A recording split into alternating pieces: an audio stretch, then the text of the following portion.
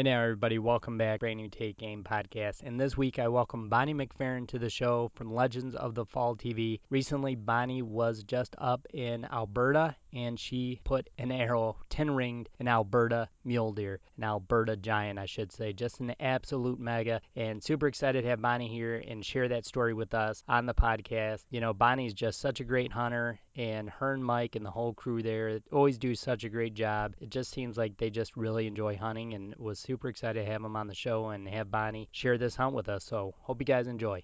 Guys, we're live, brand new Take Aim podcast, and excited to have one of my longtime friends on the show. Officially on the show, we've tried before, but excited to have Bonnie Mcferrin from Legends of the Fall TV. How you doing, Bonnie? I'm good. How are you, Brandon? Doing good.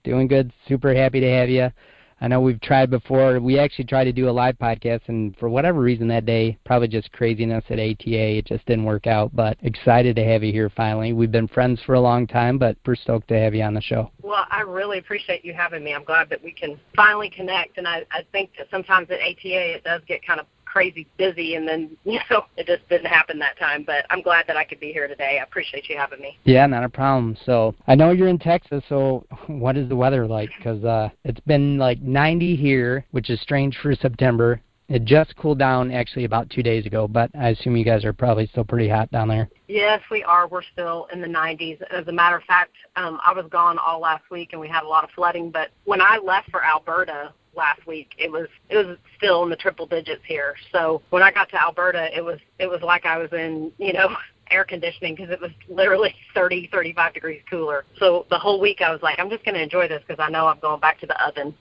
Yeah, good Lord. Yeah, that's crazy. Yeah, you probably got there and was like, it's a little chilly. Yeah, I do. Like everywhere I go, I have to, during my hunting travels, I have to kind of adjust to the weather because I'm always coming from such hot weather, and I guess I'm kind of a thin-skinned Texan. So I was out there when it was probably like 49 degrees, and I was in a coat, Yeah, right. And they were laughing. You could probably tolerate those temperatures a lot better than me. Yeah, I'm a little used to it. Like this morning, which is funny because it's warm during the day, but this morning it was 55, and the day before that it was 51. So it snapped really fast. It just is what it is. You get used to it really quick, and we're pretty used to that kind of swing like that happens so fast. But we're definitely going to talk about the Alberta thing in 1 minute. But while we're talking about Texas, I know you guys hunt down in South Texas. Do you guys have anything you're looking forward to on the farm or ranch down there this year? We do. An opening weekend of archery is actually this weekend. So. Oh, is it really? It is. Yeah. Our the guy that has filmed with us for a long time, Harmon Blanton, he'll be flying in on Friday, and we're going to actually try to have some of the kids filming. Mike and I will be filming. We have some bucks on the hit list that we've kind of been looking at, and it's always good to try to get them, to try to be able to hunt early because they're a lot more patternable, even For though sure. South Texas rut's a little bit later than, like, say, the Midwest, and, we still have a little more time, but usually we try to get there on opening weekend because then we'll have other travels, different places that we're going and focusing on. So, but yes, we do. We do have a few bucks that we're looking at. That's Hopefully cool. We'll have some luck. Yeah, for sure. I know that, like what we were just talking about, Alberta and even Michigan, the cooler temperatures, I would probably die. Like if I was headed down there to hunt with you guys next week, I would probably freak out because I'd be like, it is so hot. I don't know how in the world you guys do this, but I'm sure you guys are so used to it. The heat's just part of the hunt. It's not a big deal. Yeah, it is. We're used to it. And the one thing is with all the rain and everything, we're just always, what's the mosquito level going to be like? Oh, my gosh. Is it going to be, where you just can't even hunt? Or I think we'll be good. We'll see. Well, that's good. Now, do you guys, on your property down there, do you guys kind of, I assume you do, but you can get into it a little bit more, but just follow the weather and kind of some of the weather predictions like that? Is a cold weather snap down there, is it as minimal as like something as 5 degrees? And you guys key in on stuff like that? Not really. We really don't that much, Brandon. No. Because we don't really get cooler weather. At all, right? Yeah, it's going to be, it does cool down, and it'll be chilly in November a little bit, December, but really in this part of Texas that we're in, even where we live, it's hot all the way through Halloween usually. Okay, I gotcha. Yeah, that makes sense. I mean, I figured it was, but I didn't know if something like that would get deer on their feet. But I assume 5 degrees at 105 or to 100, it's not really any difference. Yeah. What gets them? I mean, they're obviously having to go to water, and yeah, for sure. We put in a lot of water just because a lot of people that don't hunt areas like this don't understand that how important that's one of the things, how important it is. So anyway. For sure, yeah. Well, one good thing, I mean, what you alluded to earlier in the start of this is you guys had that late rut. So I mean, how kind of neat for you guys. You can leave and kind of get to bounce around all of the Midwest and then head back home, and you guys have another rut waiting for you. Mhm. That's awesome. We kind of highlighted that on the show a little bit because we basically get to hunt 2 ruts, Yeah, so, how neat. Yeah, it's a good thing. Yeah, for sure.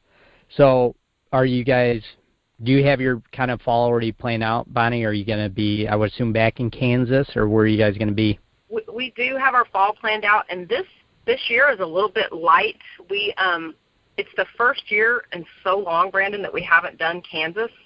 Oh, cool. We had a farm in Kansas, and we sold it in the spring because we were finding that we were just not spending enough time there, and it just wasn't.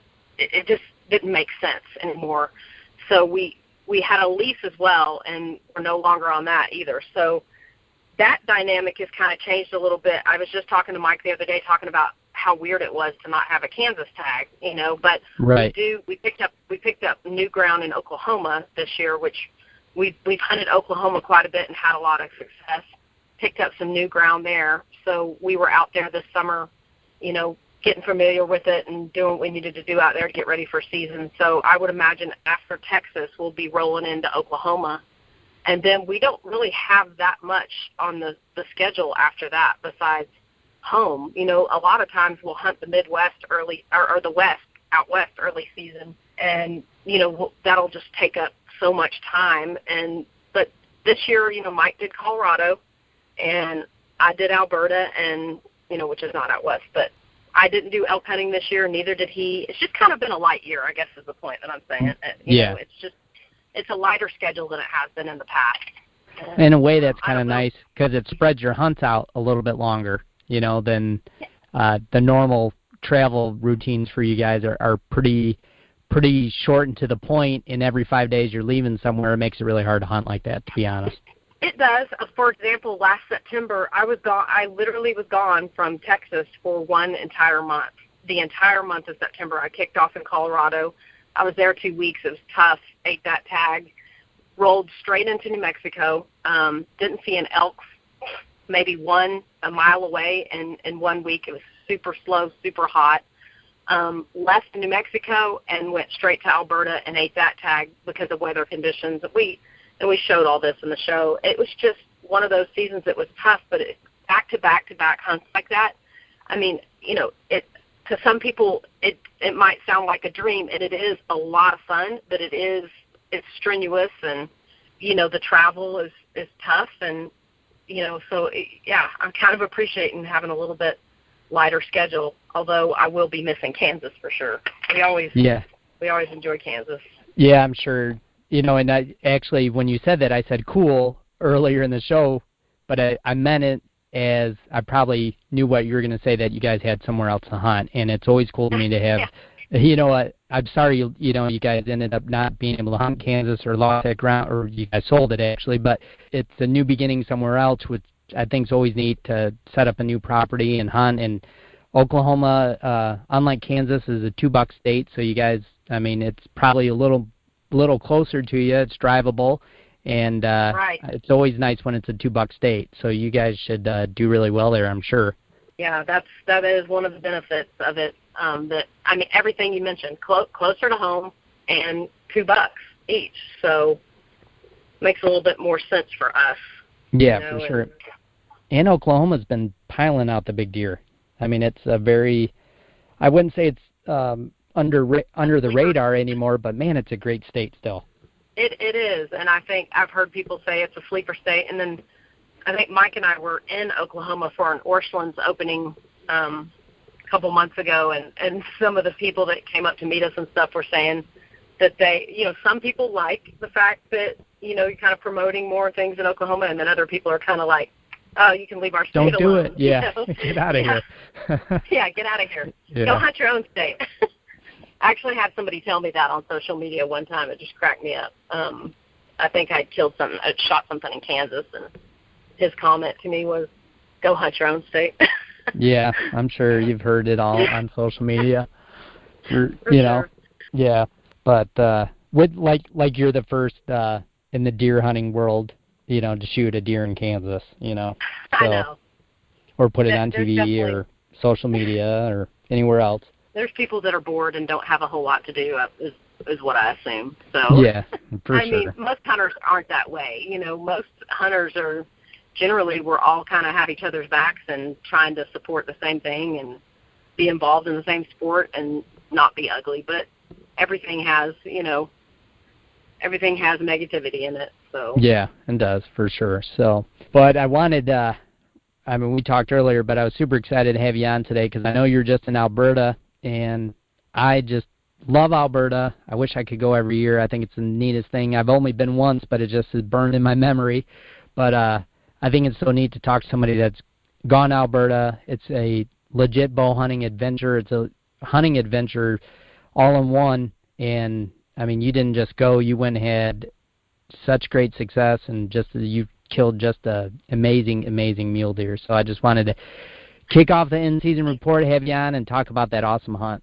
Oh, thank you. It was a lot of fun, and the spot and stock style hunting that hunt is, it makes it it's very challenging, and I think I actually said something like that on social media. It's challenging but very rewarding.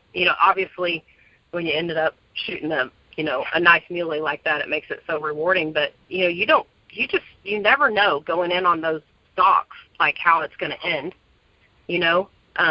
So that particular day that I shot that buck, it was an all day deal. I think we got out of the truck at 8:30 a.m. and it was an all day deal. We were at 30 yards away from him for about 5 or 6 hours.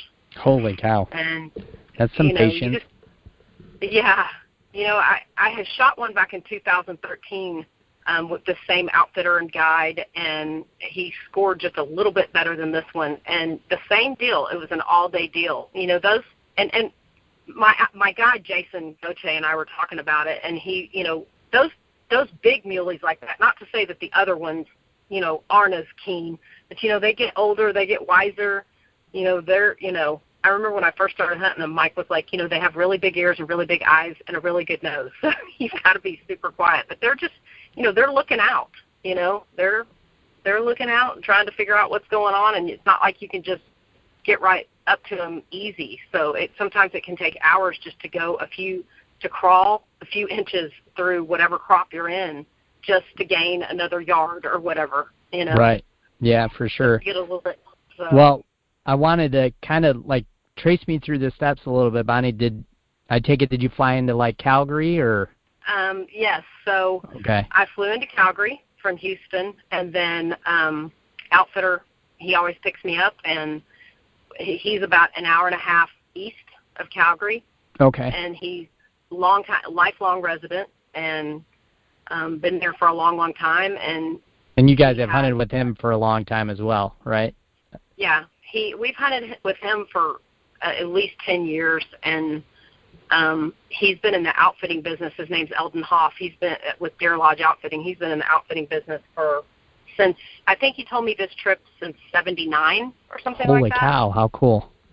Yeah, so he does all kinds of things, but awesome people, and it's nice for me as a female hunter to be able, this might not be an aspect that a lot of guys worry about, but as a female hunter, I completely trust them. I feel comfortable and safe with them, and this is a hunt that I went on by myself, and right. Met up with my cameraman, and can do it, not having to worry about anything. Yeah, not having to worry about anything. Yeah, which is nice, and good for you, because you can't say that about going a lot of places. So it's nice to have that feeling. And even as, I mean, a guy, like I have those insecurities, to be honest. Like I don't know who I'm hunting. You know, sometimes you don't know who you're hunting with, and you never know what you're going to get into, and if it's going to be a good experience or a bad one.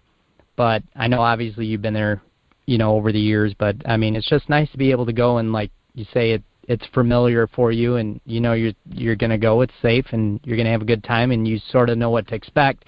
But that doesn't mean there's any less adventure in that by any means. Right. Right. And one thing I love about it, I mean, this is kind of a sidetrack, is that, you know, through hunting, you meet so many people and you make so many new friendships that you wouldn't have without the hunting connection. So actually the outfitter as well as the guide himself, they've both been down to Texas to spend time with me and my family, and it just becomes like that. It becomes, yeah, that's neat. You know, deeper friendships. So it's pretty cool. That is cool. So you guys jump an hour and a half in the car, head east. I think when I went, I was dead south, about an hour and a half, kind of like you in the car anyways. But you headed east, so I assume the demographics a little bit different. Is there a lot of crop fields there, Bonnie? Is it real flat, or can you still see the outline of the Rockies, or what's the terrain like? It's not flat. The terrain it's kind of mixed terrain. I mean, it's not super hilly or, you know, but it's a lot of cropland. A lot of crops, okay. Fields and fields of canola wheat, and wheat. Barley, yeah. Okay. It always seems like these bucks like to hang out in the canola, but of course the thing is a lot of stuff by this hunt has been swagged already. So, you know, they're pushing into where they still have cover, you know. Right. And of course the canola is the loudest one out of the bunch. Canola is the loudest. It's the hardest to walk through for me because, you know, it's all, you know, your feet get tangled up in it at the bottom of it. So it's so funny because I always tell Jason, I'm like, can you find me one in the wheat, you know? Yeah, please.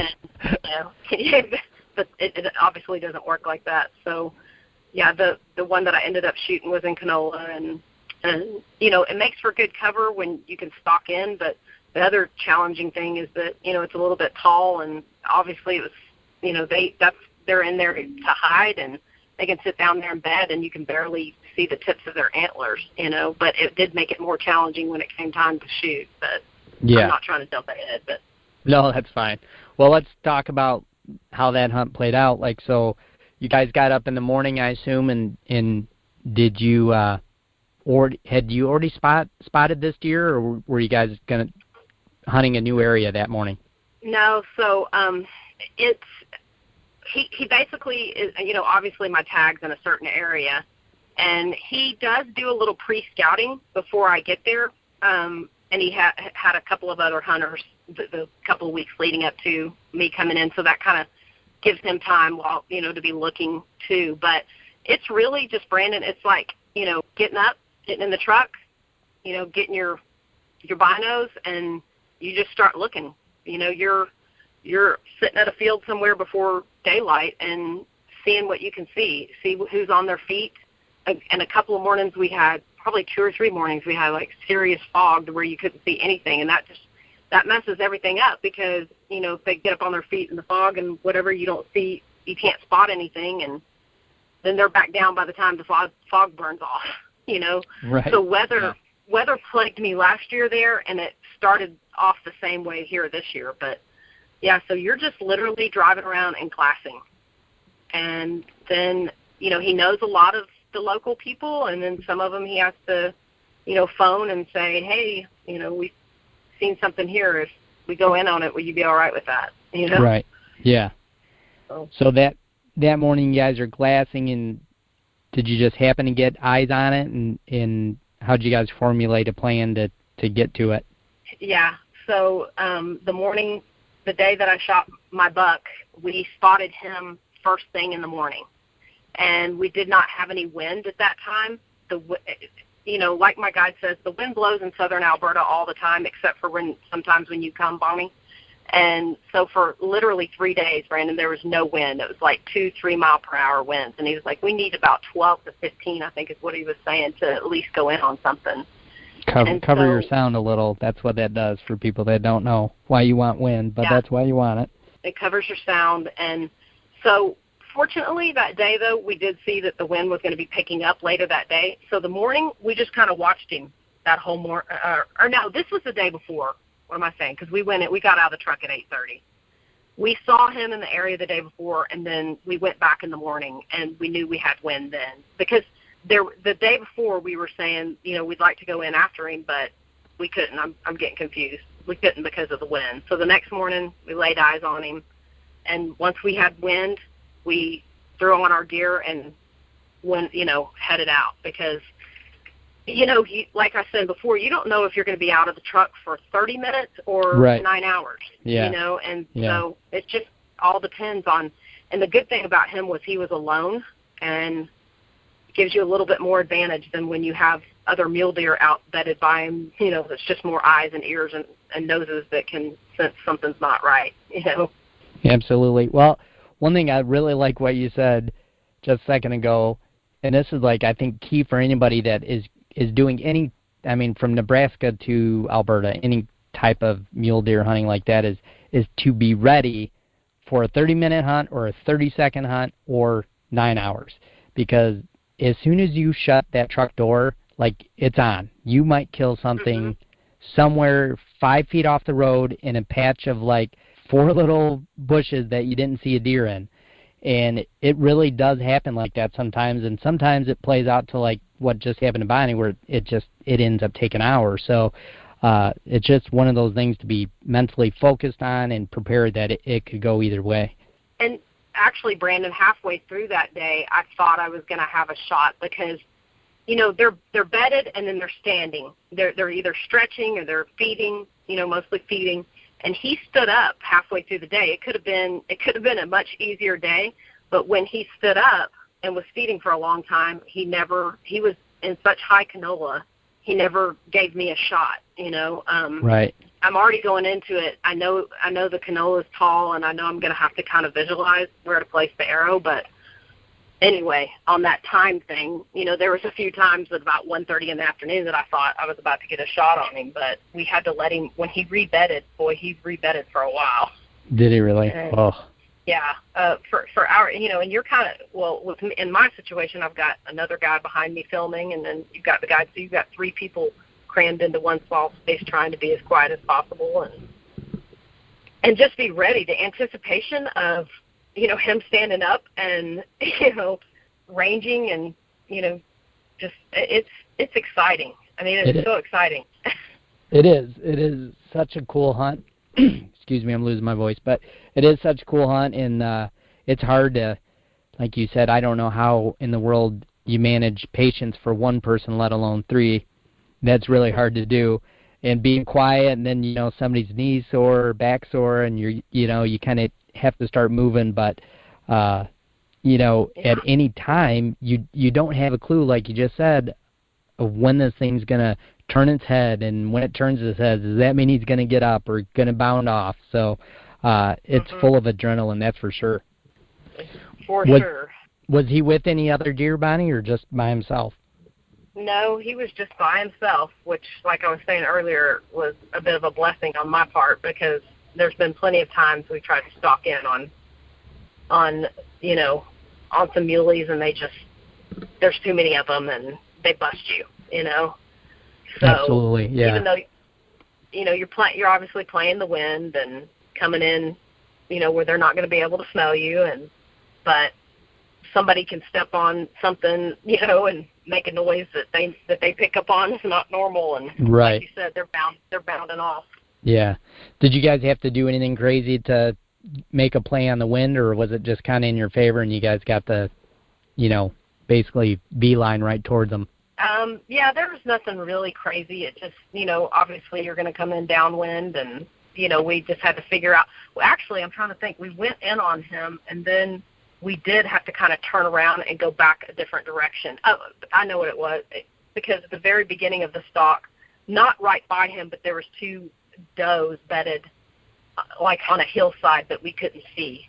And the way we were going at him at the beginning, those does were bedded there. So we kind of turned around and made an alternate plan because, even though they weren't that close to each other, we still didn't want to bust them and have them running out of there and, alarming him in any way. Right. So it's just being very careful and very cautious and every step of the way, and I mean every footstep of the way. Right. Yeah. Well, that's neat too that you guys had to kind of avoid those does. That makes for exciting hunt, and just part of it, just another part. But man, that deer is just so awesome and it's so unique. Well, let me back up before I get to how cool your deer is. But so you got to what? What was the final mark, like at 30 yards or 25 yards, you said? The final mark was 30 yards. And okay. We were sitting at him for a while at 45, and he said, I think I can gain a little more ground and I said, that would be awesome, So we got into 35, and then he moved a little bit closer to us, and I think we adjusted a little bit and ended up giving me a 30-yard shot. So that was a blessing, and but like I said before, just trying to be quiet at 30 yards for that long of a period of time. It's so hard. Yeah. So hard. My knees hurt just thinking about that, to be honest. All of our knees and our back, we were all like, we're all due for some kind of massage. Yeah, I bet. So what happened? Did he just end up standing up in the middle of the day to readjust, or how did you end up actually getting a shot? Did he kind of look at you guys, or was he looking away? He never saw us. He was, when I shot him, his head was actually down. He was feeding, and I mean, he had just gotten up on his feet to start eating a little bit, and he was on his feet for about probably 15 minutes before I got my shot. Oh, wow. And I mean, obviously, my guide is poking his head up a little bit with his, glassing and, constantly monitoring the situation. And then he sat down and he looked at me and he said, stand up and shoot. And I mean, those are the words I'm waiting for like the last, I forget how many hours, and so I had, at that point, he and I had already communicated the range. I had already, seen kind of where he was standing a little bit by poking up, a little bit over the canola. And because, I mean, I never want to just pop up and, like, not know where the animal's at. And that's very possible in that crop. That's hard, like that. But, yeah. So that would give somebody target panic in a heartbeat, Yeah. So, yeah, that's how that went. And, I mean, they kept telling me, when they were glassing him from a distance, Harmon and Jason, they were telling me, he looks to be like he's a pretty big, he might be in the 190s. But I just, I really didn't even look at his rack that much. I mean, it wasn't that visible anyway, and I try not to focus on that. So, right. I mean, sorry, go ahead, when I laid eyes on him, when I laid eyes on him, I was like, oh, okay, wow. Yeah, he's way bigger than I thought. Yeah. Yeah, and the fact that he was kind of still half, a little bit in velvet. Yeah, I was going to mention that, how unique, and just overall his frame is so unique. It's almost whitetail-like, if you ask me, but he does have those, deep forks, but some of his frame just reminds me of a really cool whitetail, but he's just such a mega mule deer. It's just awesome. And the velvet's so unique. It's awesome. That's exactly what they were saying. They were calling him a whitetail mule deer because, like you said, his characteristics kind of look that way. But one thing that Eldon, the outfitter, was saying, well, he's out there in all that cropland. He doesn't have anywhere to rub that velvet off on. He's not that's probably true. It's probably hard. Yeah. Yeah. I didn't think of that. So, he probably doesn't get too many fence posts that don't have barbed wire around them. Right. Not a lot of trees. Yeah, but I probably no trees out there. I'm going to try to go ahead and mount him with, if it preserved right coming home, I'm going to mount him with the velvet like that. Yeah, I think that would look pretty cool. Yeah, it would be. Yeah. It's neat because it's literally like, almost dangling off. It's not like a Kentucky whitetail in velvet. It's like he's just about got it all off, but he's got some cool parts where it's still hanging on. Yeah, that's right. Sorry, Mike just clicked in on our conversation, and I was that's all trying right. to tell him. That's all right. But it looks Yeah, like, but, unless I'm wrong, does he have one time that is completely in velvet still? I can't tell. I think it was. Let me look at the picture. Yeah, I think his right side basically would be like his G2. Was still completely in velvet. Yep. Yeah, and then the rest of it's kind of like shredded off, which is really neat looking. So what happened after you put arrow in him, Bonnie? How far did he go, and did you guys get to see him fall?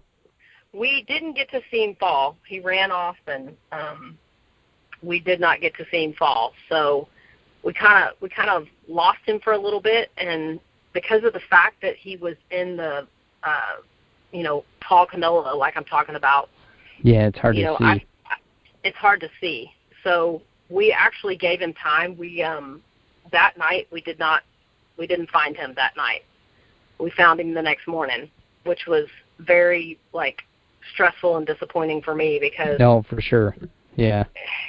When something like that happens, and he slipped off, and at that point we could not see anything, Brandon. So we were like, we don't know if he's alive and we're going to push him.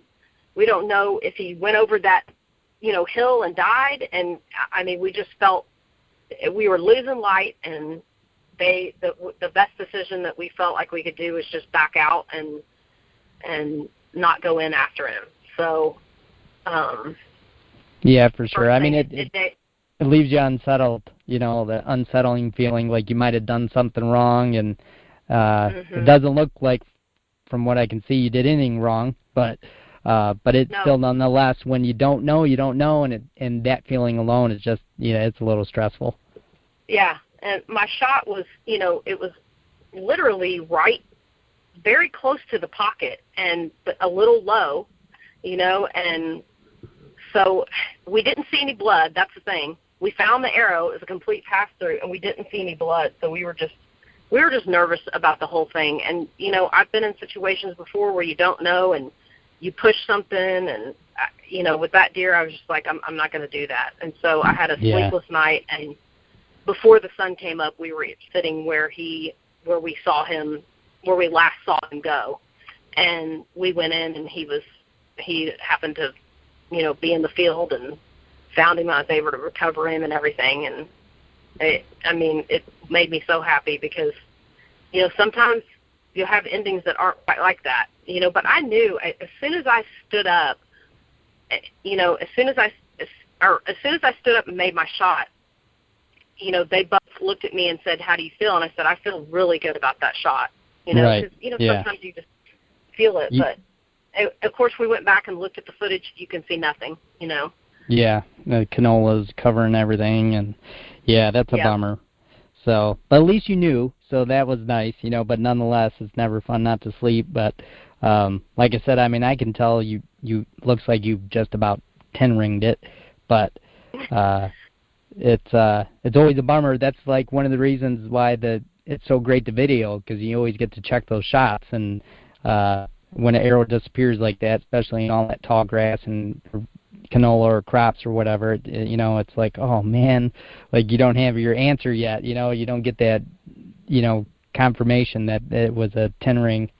Yeah, you don't have your answer, and boy, you just start thinking all kinds of things. You can start thinking the worst, or, you just don't know because we knew we had a pass through, so, that exactly where, was the question. And when I saw where I hit him, I was so relieved, Yeah, absolutely. Yeah. Because I never, as an archery hunter, I don't ever want to take an unethical shot or a shot, the animal going down is my biggest priority, and I don't want anything, suffering or whatever. So for sure. That's why, obviously, that's why we all practice, and we're all trying to be the best that we can at it, Yeah, for sure. Yep. Nope, absolutely. But it's a good lesson because it's like it doesn't always end exactly how you want it to end, but it's still a good ending. But yes, right. But part of it, the lesson is like you remembered the bad, that little bit of stressful feeling just reminds you of like, man, that's why I shoot every day, or that's why I shoot so often, and that's why I practice. And that's why I, use top of the line gear and check my gear, make sure it's working, and all those things lead to, usually more success. But it does happen, and it's never fun when it does happen, for sure. But at least the outcome was the right outcome for you. Right. And as soon as, back about shooting and stuff, if I travel anywhere, with just like everybody does, the first thing you do is you're shooting, at the outfitter or wherever you're at, and making sure that everything was on with your bow, nothing got messed up in flight or anything like that. And so in that aspect, I was all good. I knew I was all good. So. Right. Gear was ready to go. You just had to make the shot. Yeah. So. Yeah. Well, you did. So, but congrats on that. It's such a great deer. I was super proud of you, and I was excited to get you here and share the story, because I was like, man, that's a deer of a lifetime, and Bonnie's one of my favorite hunters, so I knew it would be a good time with you today. Well, thank you so much. Thanks again for having me. I appreciate it, and I hope that you have a good season, and that all your listeners have a good season, and hopefully maybe I'll have some luck in Texas this weekend. Who knows? Yeah, hopefully so. And if you do, shoot me a text, and we'll get back on the podcast and do another in-season report, because I definitely will be following along with you guys on your Instagram, which is Legends of the Fall TV, and Bonnie and the crew there. That you guys are really current on your content, like when a hunt happens, which I always appreciate it. And it's so bizarre, the world we live in, but that's like how I, follow along with Bonnie and Mike and the rest of the game. And it's like, when they had a good hunt, and at least, like I said, kudos to you guys. You do it really current and timely fashion. And but for sure, I hope you guys have really good success in Texas, and the new farm in Oklahoma. I hope to hear about it soon. Okay. Well, thank you so much for having me, Brandon. I appreciate it. All right, Bonnie. We'll talk to you guys soon, and tell everybody I said hello, and best of luck for the rest of the season. Okay. Thank you. Take care. And every week you can find Take Aim Outdoors on iTunes, the Outdoor Podcast channel on iTunes, and the Unfiltered Outdoor app. If you have not already, make sure you check out the new updates to the Unfiltered Outdoor app. The new app is pretty dang awesome, if I say so myself, so make sure you check that out. We'll catch you guys right here next week.